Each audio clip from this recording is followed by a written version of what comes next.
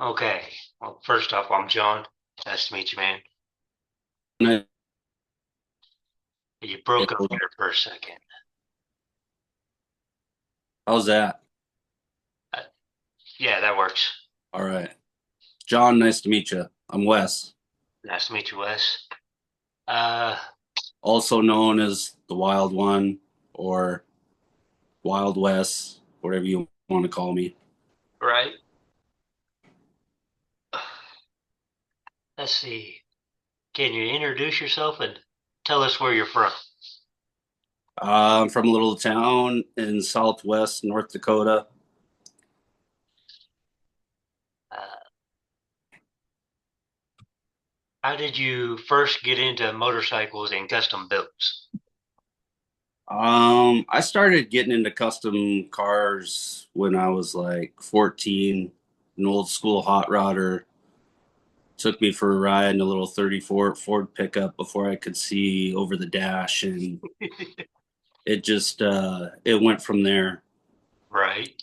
I mean, every time he'd shift gears, I'd bounce my head off the back of the seat, and it was on from there on out. Oh, absolutely. Was that like a family friend?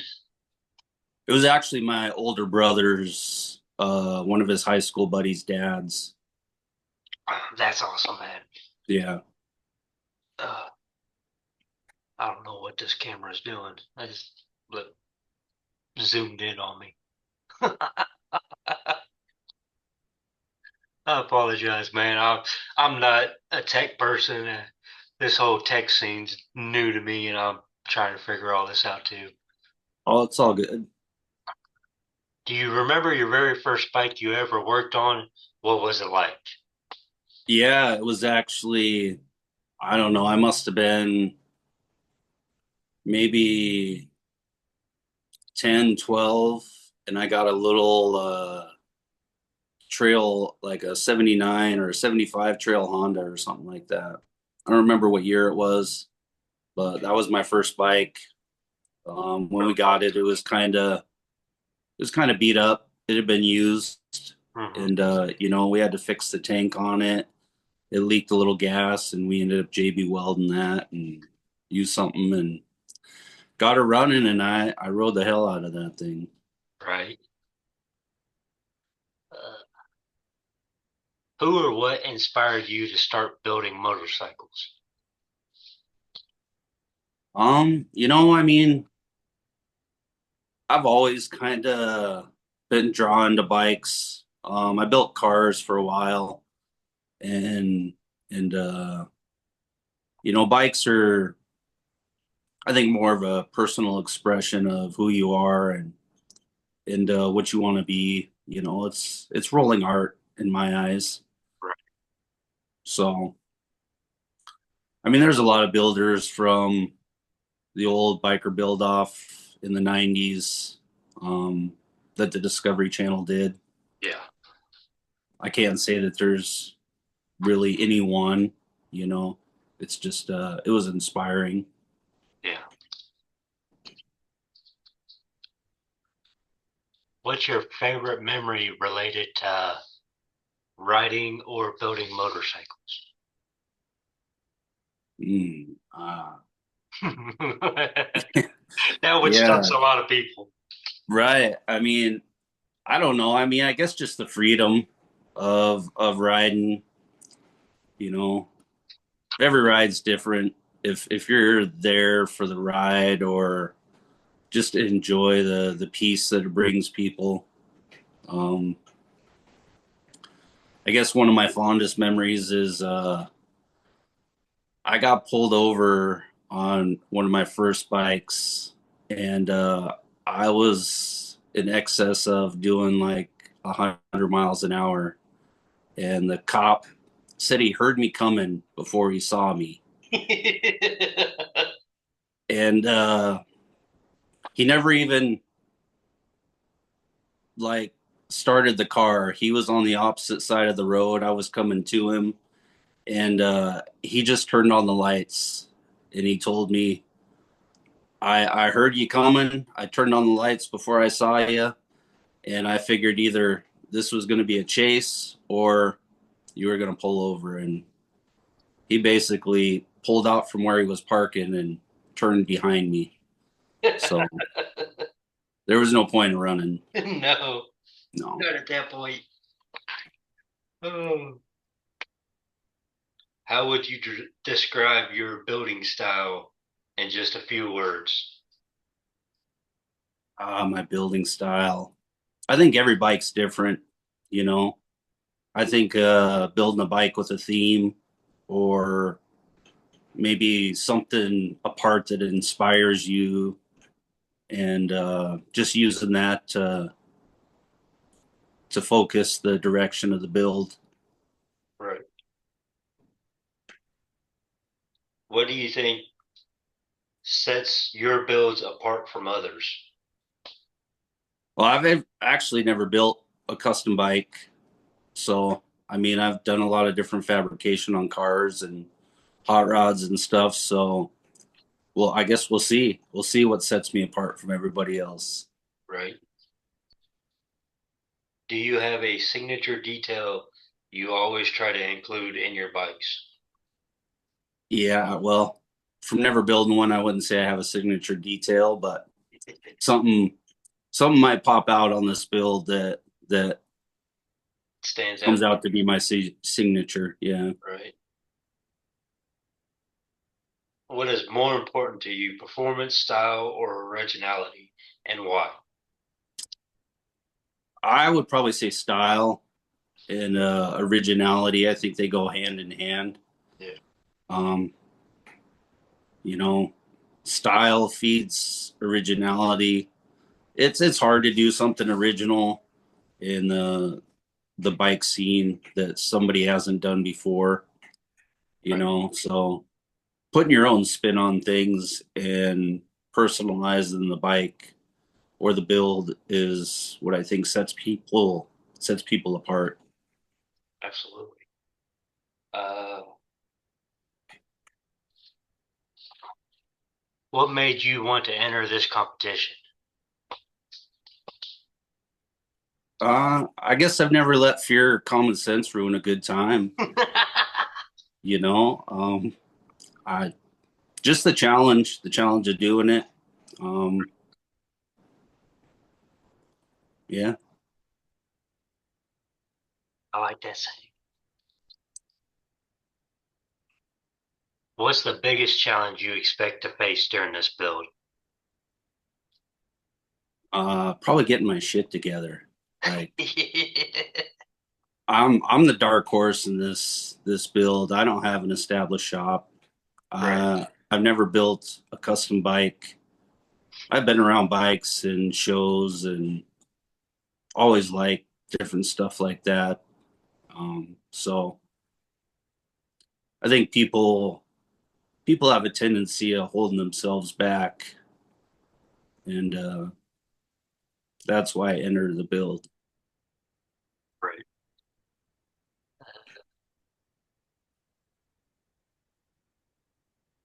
What part of the competition are you more excited about? Um, I mean the joy of building, but I'm competitive.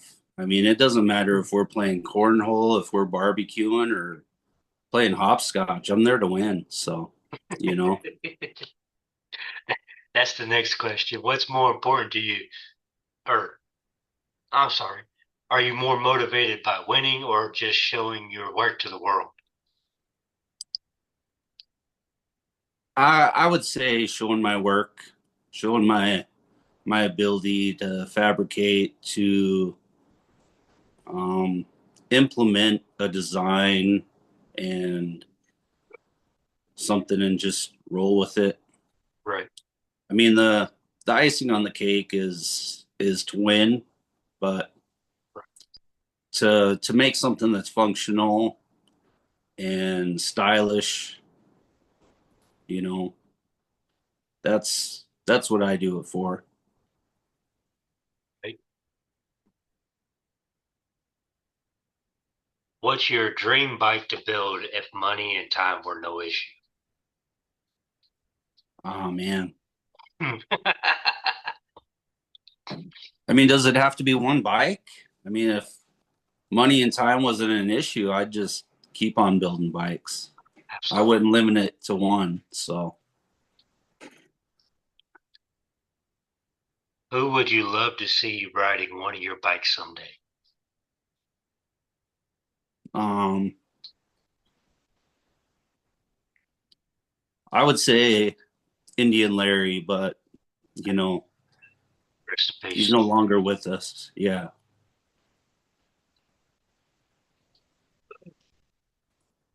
Well, that's all the questions. Is there any questions you have for me while we're sitting here just talking? Ah, no. I mean, I kind of know what's going on. I know you're in this for some of the same reasons. You know, um, the challenge to get people together, and we're all kind of here to see where it goes from here. Right. I put this together because one, I want to preserve a dying art, and building custom motorcycles like we're getting ready to do it's a dying art. Right, Uh, a lot of people are going to performance baggers and performance dynas, which don't get me wrong, I love the shit out of dynas. right. And I have a bagger, so I really can't complain too much, but that's my workhorse. I put all my miles on that one, going back and forth to work. Yeah, Uh, yeah. My first bike was a Dyna lowrider, which I still have, okay, and I've got a 2016 Street Glide with a built 103 cubic inch yeah, motor. So, I got my '94 Ultra Classic, uh, an '88 Road King, my '84 Softail, which that's the one I'm building for this. I'm gonna go wild with it though. right. I'm gonna try to keep the frame as stock as possible because it is an '84, but Yeah. I'm gonna change it up a little bit. Yeah. My Dyna's a 96. Last year, the carbureted Evo. So, um, that one I probably won't mess with. I might do some little, improvements to the style and Yeah, stuff, but it's a classic. So I don't really want to chop that up. I'll probably end up just buying a donor bike or something and let it go wild. right. I will tell you, one of the judges that I am getting, oh, me and him's been talking back and forth, and I'm trying to have him set up for Biketoberfest. Uh, Gotcha. And that's in Florida? yes, that is Yeah, Daytona, Florida. gotcha. He is uh, a genius. He really is.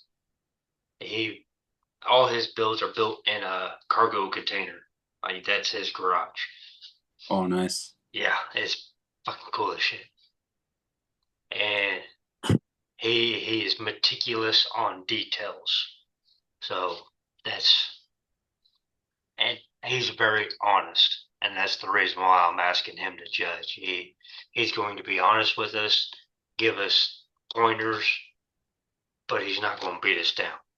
Right, So I'm trying to find judges that are going to be honest, give us a shit ton of pointers, but they're not going to. Well, why the fuck you do this? right, Sit there right, and beat us down over some stupid shit that I missed a weld one or some stupid little shit like that.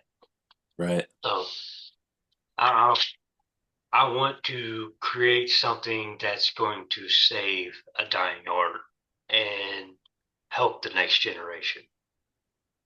So that's nice. that's why I created this. Yeah, I mean, there's a lot of builders around that are keeping it alive, but um, to get a group of people together to build, and I think iron sharpens iron, and when you get people that aren't only competing with their own desires, you know, getting them to challenged by other people, it's I think it gets people to rise to the occasion, Right. you know. I think it'll bring the best out in everybody. Slowly.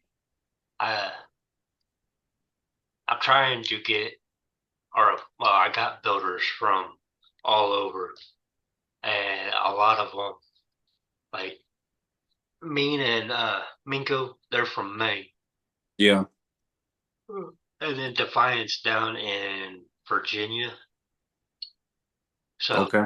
I, just to see the different styles from all over the country, it's going to be cool. That's Yeah. Yeah. that's what I'm waiting for. I want to see all the different styles. Right. So Yeah, I mean it's I mean that's what makes it cool. You never know what another person's vision is, and what where they gather their influence or their creative expression. absolutely. So All right, man. I know you said you're going to head out tomorrow or Wednesday. yeah, I think Wednesday I'll be back in the truck for a bit. It's our busy season for hauling bees out of the Dakotas. So, Okay. but after that, I don't know. It'll be a month, maybe Right. 6 weeks, but it gives me a lot of time to get some shit designed, get some stuff bought, um, Right. get things in order. I'll have a good plan set down, so when I get back, I'll be able to hit the ground running. Cool. Like I got a good buddy here that owns a body shop, and I talked to him the other day, and he's basically gonna um, let me use a back corner of his shop, Right.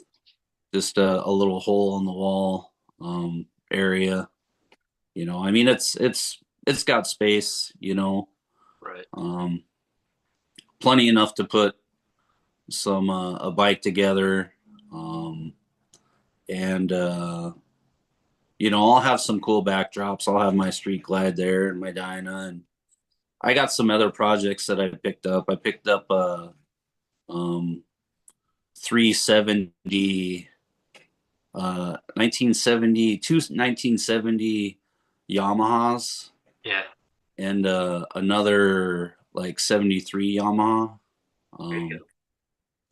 that I'm gonna probably potentially build into like cafe racers or um, like flat track kind of style. Yeah. Um, I don't know.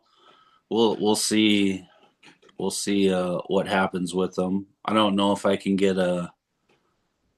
titles for them, but I mean, it might be the coolest, most expensive garage art that I have. I mean, Yeah. you can always roll them into a show and park them. Trailer. So, Oh but they're also two strokes, all kick. man, Um, those would yeah, be wild. yeah. So I've seen some pretty cool ones built. I've got some ideas for them and There you go. and stuff. So, like I said, I mean, if all else fails, they might turn into some cool garage art or something that I can cruise around shows and campgrounds and shit like that. Right. It But happens. yeah, yeah, yeah. I Something mean, to we'll make see. rallies Well, and bump around on the campgrounds. yeah. Yeah, I mean, I'm gonna try to get them licensed. I mean, they're street legal, like from factory, Hmm. um, and stuff. But the guy just gave me a bill of sale, and I thought, well, I can go through the state and see if we can get them titled and stuff. And when I talked to North Dakota, there was like they gave me a fucking pamphlet of papers that I gotta file, and they're like, if you miss anything, they're gonna be sent back to you, and then you'll have to start again and Over, yeah. this and that. But there's also some place in Montana that's supposed to help you with like titles and stuff like that. So we'll see what happens. But Yeah. if anything, I mean, it's something cool to practice on, you know. Yeah. Well, you figure out where that place is in Montana. Let me know. I got a couple friends myself. Right. Yeah. Yeah. I mean, I actually seen a thing on TikTok that said, you know, we can help you get titled if you Right. got something in, um, like somebody, one of your family members passed away and you're having trouble getting the title back, or you know, you picked up something and it just had a bill of sale or whatever, you know. Right. So I reached out to them and sent them a message just through the app or through TikTok to see if I get a response, but I don't know that I've got a response back yet from them. So I might have to dig a little deeper and go that route. Try to find them online or something like that, or a website or something on the web, and give them a try to email them or something like that. But Right. so Picked I mean, up. there was some mixed reviews about the company and stuff on there. You know, they were like, well, they struggle to get back to you. Some people were complaining about the response time and that, but Hey, that's a I lot of mean, people, man. right, right. Like I figure they wouldn't put an ad or a post on TikTok if it wasn't something they could do. Like what's the point of, I mean, they don't have a ton of views, they don't have a ton of followers, so you know, I figure it's just a smaller company trying to help people, Right. you know. I might get a hold of them. I got an old Yamaha frame that I picked up from my old boss. I used to work at a classic car shop, and Nice. oh yeah, it was beautiful cars, man. Uh, but he had an old Yamaha chopper, and Yeah. I want to chop it up and put a fuel motor in there. Oh, there you go. Yeah, I mean, there's I don't know. I've thought about like, can I can I use a different motor or a different frame with the title and chop it up or something? But um, I try to pay homage to the history Right. of Yamaha and that, and like it was 1970s. It was like one of the baddest street bikes out. It was a two stroke, and they like actually deemed it like the Widowmaker because it was so fast, and like people that were racing it and stuff. And it was all on the same time that, like, you know, the emissions was coming up on cars and like impact bumpers and stuff like that. And they like tried to run it out of the country, not only because it was a foreign bike taking over the market, but um, is because it was a two stroke, you know, and it puffs a little smoke and stuff like that. And they were trying to crack down on the emissions and that. So Yeah, yeah. also, like I said, being a foreign bike, but I always um, liked the KZ growing up, yeah, like the 900 and the thousands. right, right. My And there's uncle, some Hondas that you can find around like that, but I ended up picking up two bikes. One's a full bike. It the motor like cranks, or it doesn't crank, but I mean you can like kick it over. It's free, but it doesn't have exhaust on it. So I need to get exhaust and like mess around with it. Right. Um, the orange and black one, the guy actually had it running, Nice. and the other one's just a stripped down frame, like pretty much started for like a board track racer. The tank's there, the seat's there. There is a motor, but somebody sent one of the pistons and it's got a hole of a silver dollar in the top of the piston. So I think they seized up that motor, but um, I don't know if I can't find another motor that goes with these. I think it's Yamaha 350R motors is what they are, and you can find them, but I might do something a little wicked and find a Banshee motor and put a Banshee motor in it. And I mean, they're pumping like 150 horsepower out of a Banshee motor on a say a 300-pound bike. So That'd be stupid fast. yeah, it would be wicked. I think it would it would pay homage to the name that they got back in the day of the Widowmakers. And Yeah, that would definitely pay homage to that one. yeah, so like I said, I mean, it's something to have fun with. If it turns out to it, you know, they might just be some cool garage art or something I can cruise around to shows. You know, it'll get people's attention, either love it or hate it. You know, Yeah. so Well, all right, man. I'm gonna go ahead and get off here. Uh, I do appreciate your time, man. I yeah, appreciate all you builders. If it wasn't for you guys, I wouldn't be able to do this. So, right. Well, I mean, you're helping us out too. Like I said, you know, I mean, um, we'll see where it goes. Not only for inspiring us to build, but lighting a fire under our ass. You know, so. right. I mean, That's some guys are established. They've got shit going on. So right. um, I know. where this goes for me, we'll see. Right. Yeah. It's the same way for Mean and Miko. They got they have a tattoo shop up in Maine, but Okay. they're working on getting their motorcycle shop up. Like Gotcha. they tinker on bikes for friends and stuff, and for some people, but they're doing the same thing like the rest of us. I just opened my shop in August, so Right. Yeah.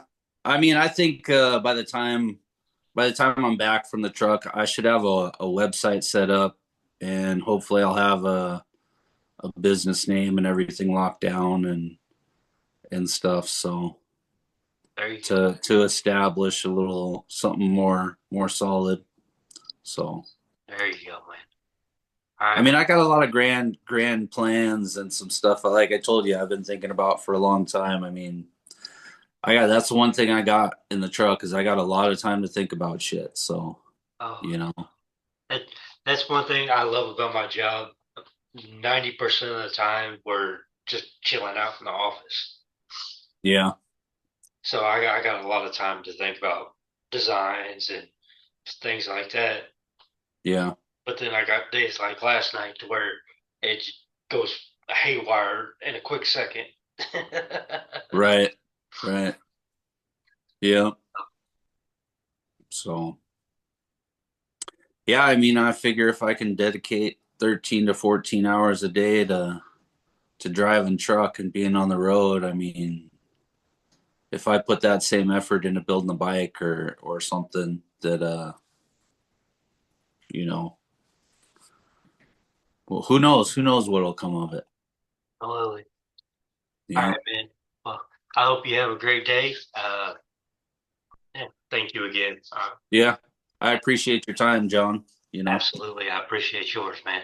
Yeah. All right. We'll be in touch. Absolutely. Yeah. We'll talk to you later. All right.